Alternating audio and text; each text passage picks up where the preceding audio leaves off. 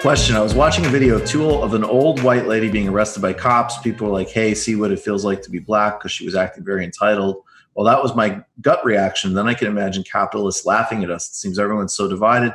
They're forgetting that police should not be violently arresting people for issues where literally no one is being hurt. How do you curb these instincts? Well, look, I think you're hitting a really, really important point here. And that has nothing to do with denying the racism wrapped up in all of this. That's a given. There's no debate about that. Also, if you expand out the numbers, in addition to that, people across every demographic that isn't rich, white people, people from different geographies, different racial backgrounds, are killed by police at an extraordinary rate in this country. At an extraordinary rate. And the instances of police brutality and just over-policing are rampant. So absolutely that is connected with, of course, with a tradition of racism and white supremacy. There's no doubt about it. It's also something that is really broadly deployed in a very, very, over-policed society. I want to be careful about the rhetoric here. We're not doing maximalist, abolish the police, abolish prisons, none of that nonsense. There needs to be real changes here. We need to understand where these systems and mechanisms have come from. But I think the way you curb it is, I think you have to, there's nothing wrong, noting a disparity is fine. But if that is the be all end all, I mean, look, what is the be all end all? The be all end all is so much neoliberal projects does seem to be, we're going to have vicious, grotesque inequality. It needs to be equally applied. We're going to have abusive, murderous police departments and over surveillance. It needs to be equally applied. No, it needs to not be applied to anyone, regardless of who they are, regardless of their income, regardless of their race, regardless of their gender. That is the fight. So actually, yes, the rhetorical trope of, see how it feels. Look, it can be obviously there's context where it can illustrate a point. Absolutely. But the impulse to see that as the be all and end all of it is a huge problem. And it is not the trajectory that we want. If you want a mass reform project, then you're going to have to interrogate the whole thing. And you're not going to have to, it's not going to be like, oh, wow. Because by the way, you can look and find, you can absolutely, the numbers are there. Police use excessive force on everybody that isn't rich. So we don't want that in the racist and racialized manner that it's deployed. We don't want it in the class manner that it's deployed. And I think we also don't want it, and this is an area where I hate the stupidity of like hating on America or hating on any country, period. We have to take every place in its full complexity. But there's no question that this country has a tradition. There's a lot of violence here. And that's connected to these things. And we got to interrogate all of that. So I really appreciate the impulse of that question. I think a great observation. I think you're right on. I think that's 100% true. And it's just like, this is not something that we want to become like, it's in any time in human history, if somebody comes up to you and they start restraining you and putting your arms behind your back and like forcing you to do something, the natural reaction is to resist. And that's like the horrific reality of like the police brutality, is that in so many of these horrible killings that we see, that's the reactions that people are making are just human natural reaction. My arm's hurting. Like, why are you doing this? This is not a natural way for my body to move. Right. So we don't want to get into any kind of situation where we're making arguments. It's like, well, people should know this is like what police do. We should always be saying that's absolutely wrong what the police are doing in that situation. So like, there's no victory in seeing an old lady basically be, harassed and thrown around by a police officer. I think that's, short-sighted. No, it's incredibly short-sighted, and it is exactly that's your impulse for that is 100% right. And these reforms need to be deep structural reforms that will have a spillover effect to what is, in addition to being a race problem, is a class problem and a violence problem and a policing approach of problem that applies in many situations. and to a lot of different kinds of people. So I think that that's also frankly essential for understanding the depth of the problem and the range of it. So I think that's a great impulse. You know what? I think you guys, I'm sure, have already seen the footage of this woman in Central Park, Amy Cooper, I believe her name is. I don't think we need to play this again, but I mean, I'm sure most people have seen it. I want to draw a really clear dividing line here. I hate snitch culture videos. I think they're trash. I think the culture of trying to embarrass people and, you know, and so on, and this notion of public shame and no privacy is terrible. It's a toxic, stupid trend. This, in some ways, actually, to me, kind of underlines that, because this is not, you know, look at this person, you know, being a buffoon. This is somebody who, she knows what she's doing here. Yeah. And she knows how, I mean, she's putting this man's life at risk the way she's making this call. She's operating machinery, like the machinery of the carceral, like police killing. Yeah. That's what she's operating, and she knows it. And so it's different. It's obscene, and there's a public consequence to it. Now, I want to make another distinction here. Bill de Blasio going out of his way to attack her, bullshit. He's got job to do, and if you don't fit this into a policy context, I don't want to hear about it, especially if you're a politician, which is why I want to actually really highlight this very important thread we have up here, because this is a policy upshot that anybody in the political realm, I don't care about them trying to get points for being conscious and jumping on this bandwagon. This is vitally important.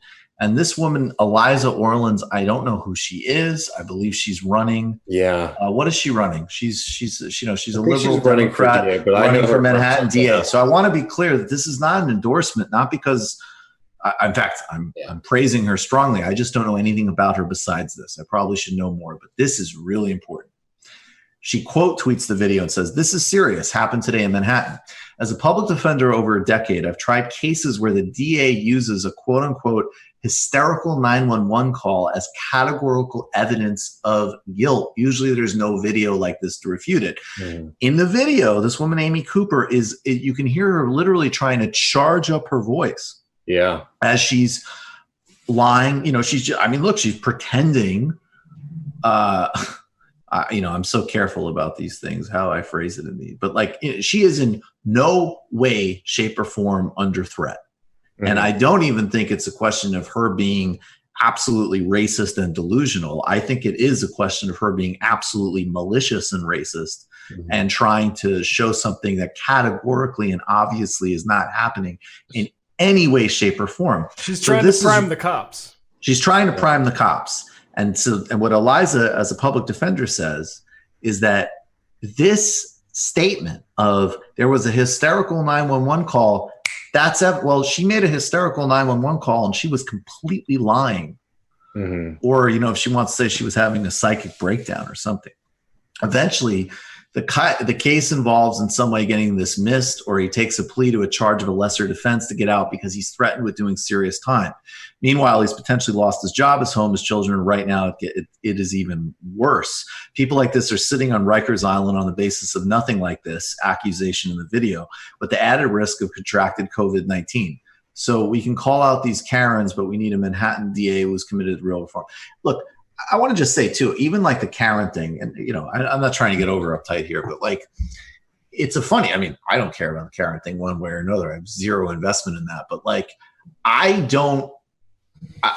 hear Karen as like, if I understand it correctly, it's a meme for silly behavior, for uptight behavior, for white lady, whatever. And that's fine. But I don't think trying to get somebody killed by cop is Karen. Like I'm hesitant to kind of put like goofy meme language around this. Yeah. Because I think what happened here was extraordinarily sinister and disturbing. And I think it's really important. And if any politician wants to talk about it, they better be talking about like this candidate who's running for Manhattan DA. That's a substantive point. If you're just coming out to grandstand, then shut the fuck up.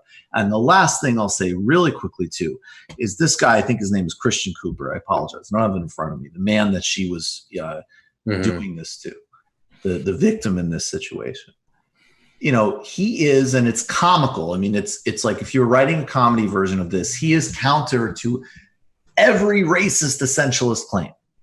It's kind of like a, you know, textbook example in some ways actually of why you need an Adolph Reed anti-essentialist perspective. So he happens to be, I think he's a Harvard grad. He's a bird watcher. I mean, he is like Audubon Society, counter to everything, and people are emphasizing that. Look, and I think, and the Audubon Society has tweeted out for him, and he did a video in Central Park, and this is great. He seems like a lovely person. Does not, I mean, the reifying of him. He should be someone who, it does not matter where he went to college. It doesn't matter what his, you know, all of that is completely irrelevant. The only facts of the case that matter here is he made a completely legitimate request of her. She freaked out and tried to seriously, egregiously harm his life, maybe even end it. I don't know what her intentions were, but doing that call is sinister, evil stuff. And that guy, you know, again, on the comedy level, it's funny.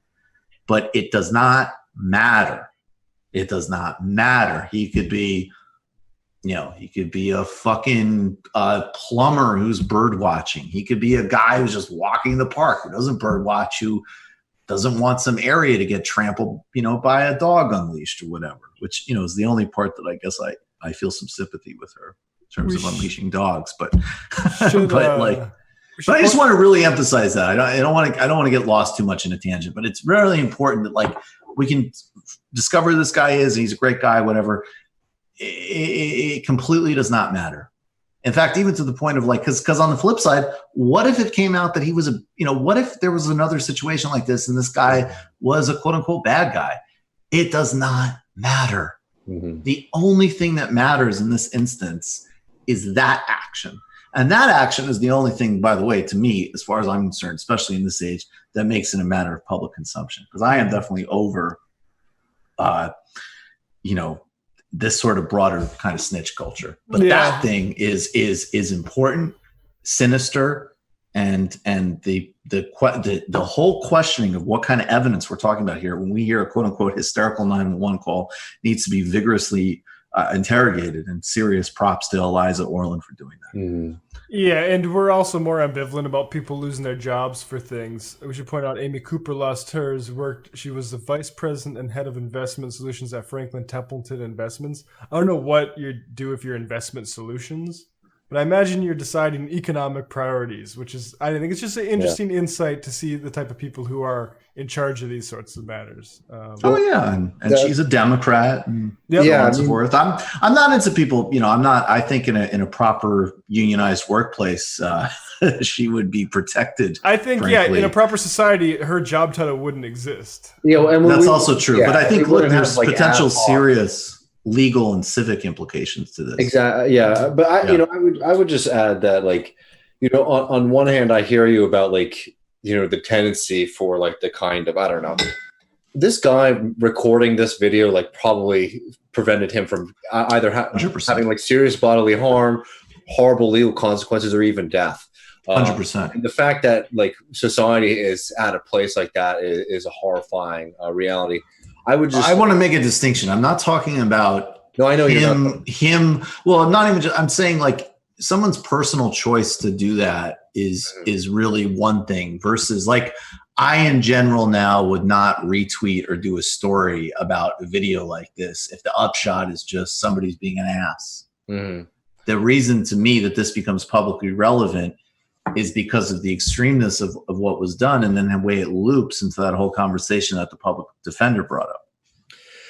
The second thing I just want to say, because I think you've hit pretty much everything when it comes to this, is that it is interesting to find out this person's economic and political position, just because you can see in the video this is just somebody who just is being challenged and is not used to being challenged. And instead of dealing with that like a normal person, is literally, trying to get the state involved by lying, to basically have like armed thugs come in and, attack this person. It's really, it's really revealing sometimes, some of the people who walk amongst us is all, and just some people who just really, they live their lives with no conflict. And whenever they have conflict, they basically are able to use their power and connections to really seriously harm people. Yeah. Oh, it's very disturbing, very twisted. You just watched a Michael Brooks show video. Subscribe to get them all. Why wouldn't you? Don't be foolish. Click subscribe below and become a patron as well. Patreon.com/TMBS. Thanks, everybody.